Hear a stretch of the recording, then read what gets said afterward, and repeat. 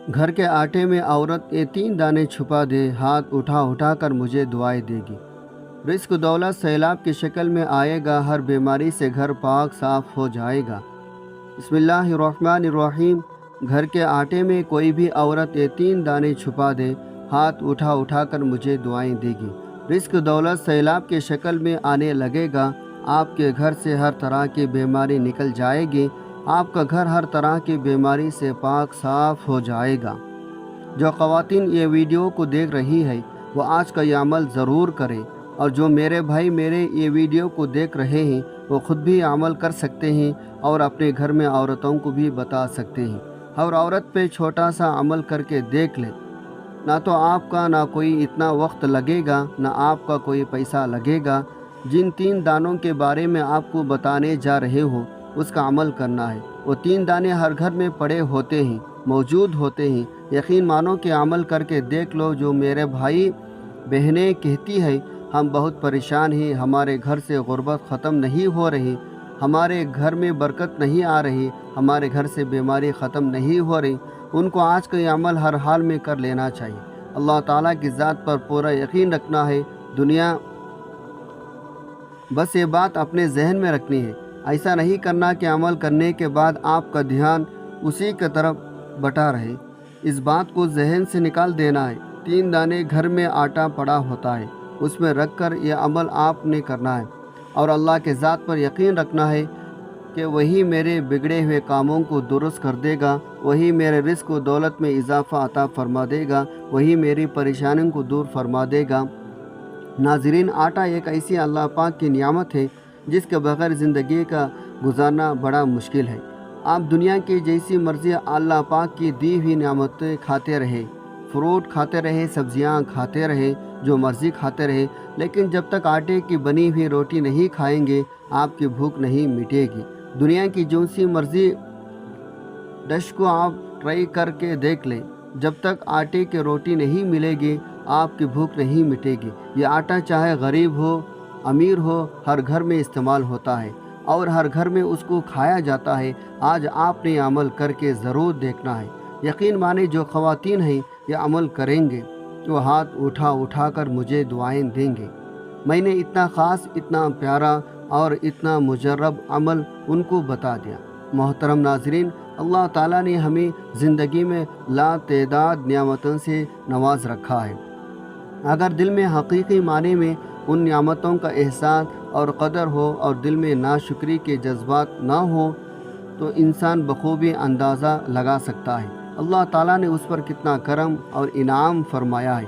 आइन मुमकिन है हम इन नियामतों को कम शुमार करें, लेकिन जब हम अपनी ज़िंदगी का एक तवील अरसा गुजार लेते हैं, फिर गुजारे हुए ज़मानों में अपने ऊपर होने वाले अल्लाह रब्बुल इज़्ज़त के इनाम व इकराम और एहसान का बहु जायज़ लेते हैं तो हमें अंदाज़ा हो जाता है हमारे रब ने हमें किस कदर लामहदूद नियामतों से नवाज रखा है। अल्लाह रब्बुल इज़्ज़त की अता करदा बेशुमार नियामतों में से एक नियामत रिस्क है। अगर रिस्क के लहू माने का जायज़ा लिया जाए तो उससे मुराद अता है। गोया अल्लाह रब्बुल इज़्ज़त की अता खा हो किसी भी सूरत में हो, रिस्क कहलाती है। यह अता दुनियावी हो सकती है और उखरवी रूहानी भी हो सकती है। उसके माने रूह से माशियत, माल और दौलत की फरवानी, आसाइश, औलाद, इल्म नाफी, अखलाक हुस्ना, अमल साले, रिस्क की मुख्तलिफ़ सूरतें हैं। सूफ़े इकराम का नज़र भी यही है। अल्लाह रब्बुल इज़्ज़त उन पर अनवार तजलियात की जो बारिश करता है वो इल्म व इरफान की सूरत में नियामत अता करता है, वह भी रिस्क है। उसे वो आलिम बाला, आलिम रूहानी और आलिम नूरानी का रिस्क कहते हैं। अब ये अपनी अपनी पसंद है, कौन किस रिस्क की तलब में मारा मारा फिरता है।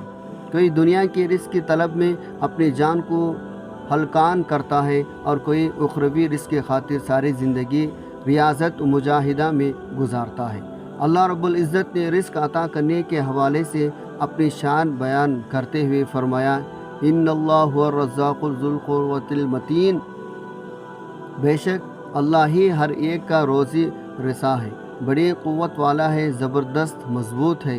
उसे किसी की مد و تعاون کی حاجت گویا ہر طرح کی نعمت اور رزق، چاہے وہ ظاہری ہو یا باطنی، دنیاوی ہو یا روحانی، اسے عطا کرنے اور لوگوں کے درمیان تقسیم کرنے والی ذات اللہ رب العزت ہی کی ہے۔ ہم روزمرہ زندگی میں دنیاوی رزق اور اسباب میں تنگ دستی فراخی کے مختلف مظاہر دیکھتے رہتے ہیں۔ کسی پر تنگ دستی کے حالات کا غلبہ ہے اور کسی پر نہیں۔ کسی کو خوشحالی فراخی نصیب ہے، اسی طرح کسی کی تنگ دستی کو فراخی میں اور کسی کی حالت فراخی کو تنگ دستی میں ڈھلتی ہوئے بھی ہم دیکھتے ہیں۔ انسان ان مرحل میں پریشان ہو جاتا ہے، نتیجن اس کے دل میں ناشکری کے جذبات جنم لینے لگتے ہیں، اس کے دل میں بے صبری کی کفایات اجاگر ہونے لگتی ہے اور وہ بے چینی ہو جاتا ہے۔ رزق کے حوالے سے ناشکری، پریشانی اور بے صبری اس کے اندر دوسرے سے حسد اور دشمنی کا جذبات پیدا کر دیتی ہے۔ وہ کبھی کسی کو بد دعا دیتا ہے اور کبھی کسی کی خوشی سے حسد کرتا ہے۔ یہ سب کچھ اسے ناشکری، بے صبری، ناشکری کے جذبات کے نتیجے میں پیدا ہوتا ہے، جبکہ اللہ رب العزت ارشاد فرماتا ہے یہ سب کچھ تقسیم کرنے والا تو میں ہوں، یعنی تقسیم میں نے کی ہے اور تم دشمنی دوسرے انسان سے کرتے ہو، اس کا تقسیم کا معیار میں نے مقرر کیا ہے، تو پھر کسی دوسرے سے حسد کیوں کرتے ہو؟ دوسرے کے لیے اپنا دل تنگ کرنے کے بجائے اپنے دل کو کشادہ رکھو۔ دوسروں کو بھی میں نے عطا کیا ہے، تمہیں بھی عطا کروں گا، مگر اپنے اندر وہ عادات اخلاق پیدا کرو جن عادات کے صلے میں دوسروں کو میں نے عطا کیا ہے۔ یہ وہ اہم نکتہ ہے جس پر ہم توجہ نہیں دیتے۔ کسی کی ترقی یا کسی پر انعام اکرام کی بارش ظاہر تو دیکھتے ہیں، مگر اس انعام کے پیچھے اس کی کون سی عادات، اخلاق، دلی کیفیات کار فرما ہے، ان کو کون سی ادائیں اللہ رب العزت کو پسند آئے ہیں، جس کے نتیجے میں اللہ تعالیٰ نے اسے انعام اکرام سے نوازا ہے۔ ہم اس کے پیچھے کار فرما ان امور کو نہیں دیکھتے۔ ہمارا رویہ تو یہ ہے، نہ صرف تنگ دستی کے سبب پریشان ہو جاتے ہیں بلکہ اوروں پر ہونے والے عطاؤں پر بھی مغموم ہو جاتے ہیں۔ اللہ رب العزت کی بارگاہ سے رزق اور دنیاوی اخروی نعمتوں کے اصول کے کچھ اصول ضوابط ہیں۔ اگر انہیں اسلام کے تعلیمات کی روشنی میں دنیاوی محنت کے ساتھ اپنا لیا جائے تو اللہ رب العزت اس دنیا میں ہمیں آسانی مرحمت فرمائے گا، مشکلات سے خلاصی نجات عطا فرمائے گا۔ ان میں سے کئی امور ایسے ہیں جن کی طرف ہم توجہ نہیں دیتے بلکہ ان کو اتنا چھوٹا سمجھتے ہیں، ان کو نظر انداز کر دیتے ہیں۔ قرآن مجید حدیث میں ایسے امور اعمال کا تذکرہ آیا ہے۔ انسان پر دنیاوی محنت کے ساتھ ساتھ روحانی محنت بھی لازم ہے۔ اگر جسمانی اعمال کے ساتھ ساتھ روحانی احوال بھی شمار لے تو اللہ رب العزت ہمیں دنیاوی فراخی آسانی عطا فرمائے گا۔ اللہ رب العزت کی بارگاہ سے دنیاوی اخروی نعمتوں کا اصول کا پہلا اصول شکرانہ نعمت ہے۔ اللہ رب العزت نے فرمایا اگر تم شکر ادا کرو گے تو میں تم پر نعمتوں میں اضافہ ضرور کروں گا، یعنی اگر تم نے نعمتوں کا شکر ادا کیا اور انہیں صحیح مصروف خرچ کیا تو تمہیں زیادہ اور نعمتیں عطا کروں گا۔ اللہ رب العزت نے یہ قانون عطا کیا، دوسروں پر نعمتوں کے باہر دیکھ کر زیادہ پریشان نہ ہوا کریں اور ان کو دیکھ کر دل تنگ نہ کیا کریں، بلکہ ان نعمتوں کے پیچھے چھپے اس راز پر غور کریں اور میرے رضا خوشنودی کو طلب کریں تاکہ میں تم پر بھی انعام اکرام کی بارش کروں۔ حصول رزق کے لیے انسان کا قناعت کرنا، قلبی اطمینان رکھنا بھی از حد ضروری ہے۔ حدیث مبارکہ میں ہے جب بچہ ابھی ماں کے پیٹ میں ہی ہوتا ہے تو اللہ تعالیٰ اس بچے کے حوالے سے ایک فرشتے کو 4 باتوں، اس کے عمل، اس کا رزق، اس کی مد زندگی اور اس کی نیک اور بد اعمال لکھنے کا حکم دیتا ہے۔ توجہ طلب بات یہ ہے ان 4 امور میں اس کا رزق بھی شامل ہے۔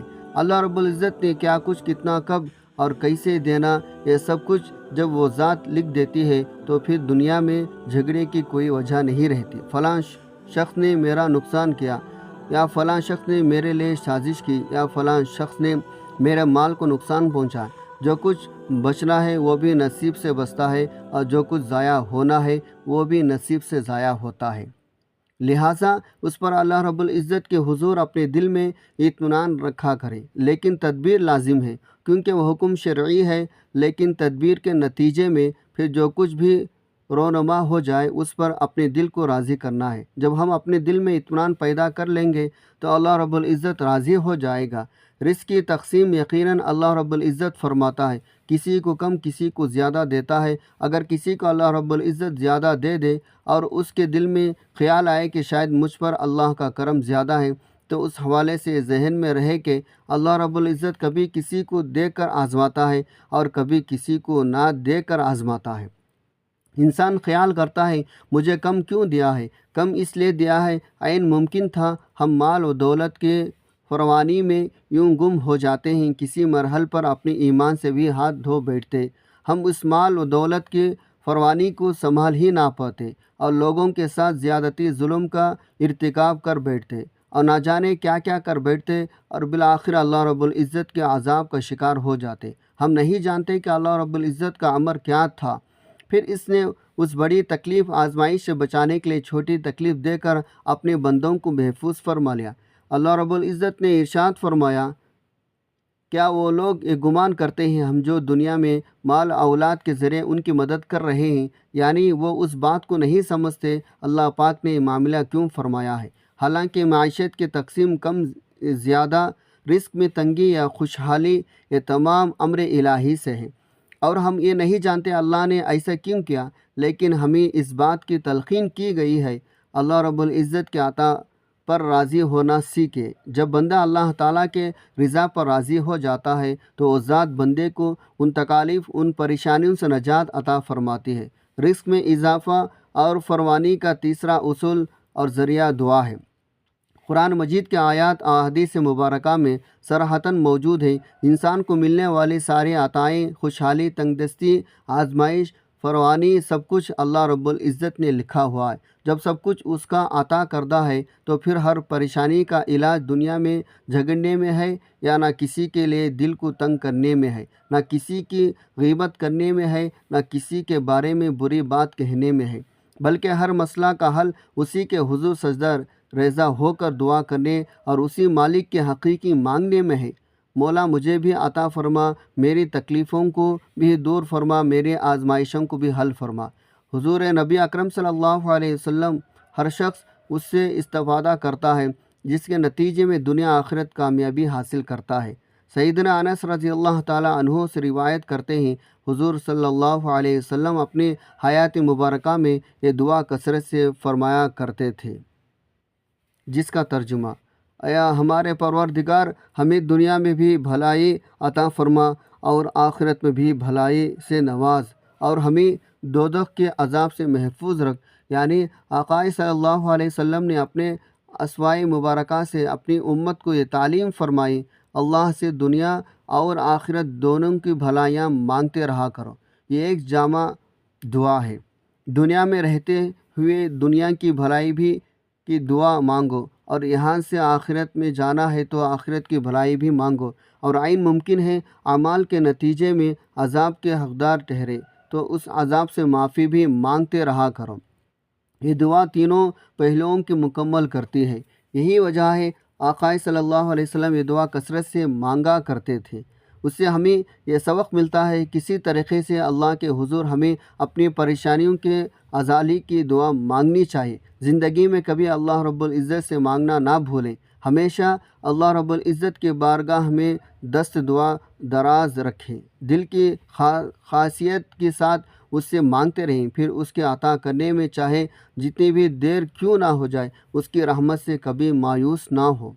جو مانگنا ہے مانگتے رہیں، ہر طرح کا رزق مانگتے رہیں اور مانگنے میں کبھی کسی قسم کی کمی نہ چھوڑیں، لیکن اس کے ساتھ ساتھ ہم دعا میں سچے تب ہوں گے اس رزق یا نعمت کے اصول کے لیے عمل بھی ساتھ کرتے چلے جائیں، محنت بھی جاری رکھیں اور دعا بھی مانگتے رہیں۔ کبھی کبھار ایسا ہوتا ہے ہم پریشانیوں میں گر جاتے ہیں، مالی پریشانی، روزگار کی پریشانی، جاب کی پریشانی، اور پھر ان پریشانیوں کے نتیجے میں عبادت کی طرف رغبت کم ہو جاتی ہے، مایوسی کا شکار ہو جاتے ہیں اور دھیان اس طرف نہیں جاتا۔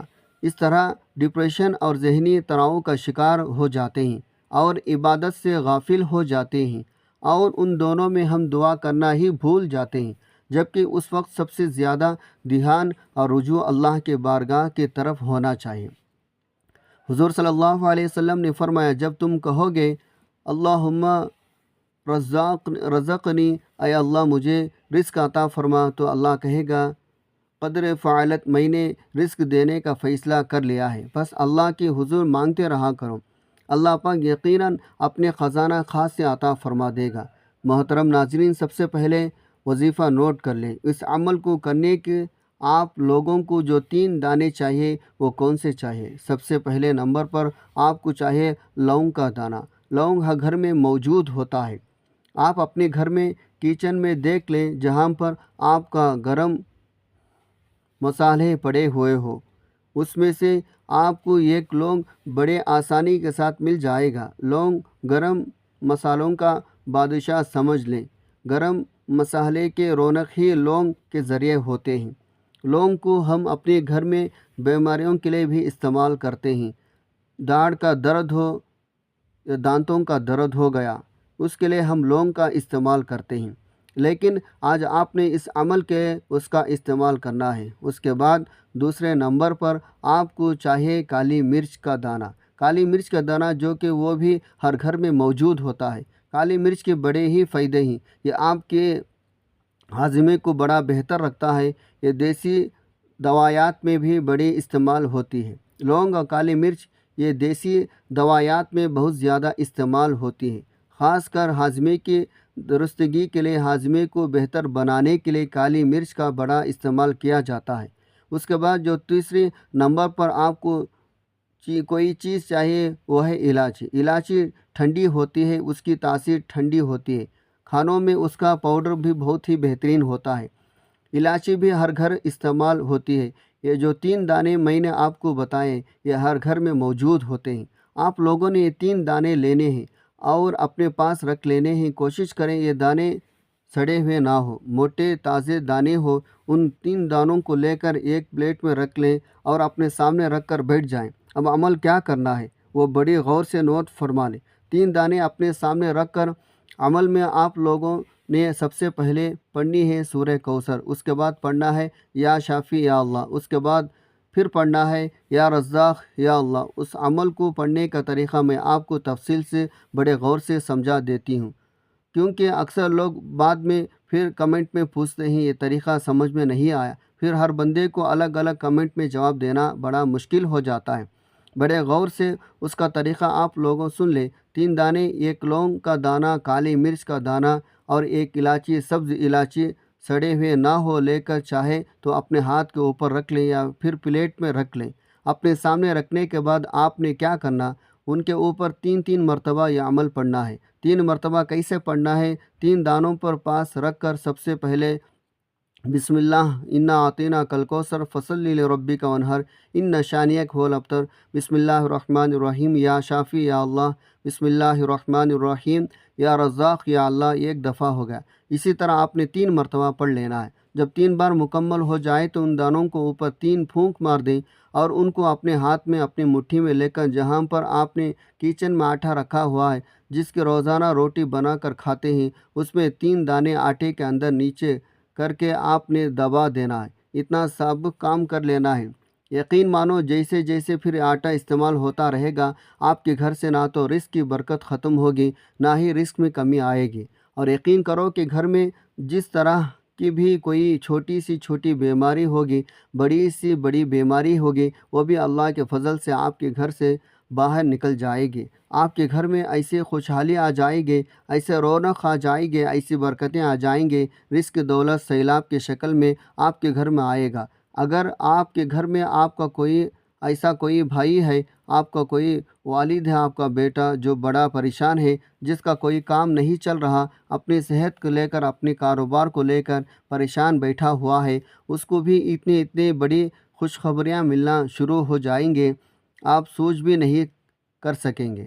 جو خواتین ہر وقت گھر میں پریشان بیٹھی رہتی ہے، دل نہیں لگتا، ڈپریشن کا شکار ہے، رشتوں کی کمی ہے، رشتے نہیں ہو رہے، اس طرح کے خواتین کے جتنے بھی مسائل ہوں گے وہ بھی سارے کے سارے حل ہونا شروع ہو جائیں گے۔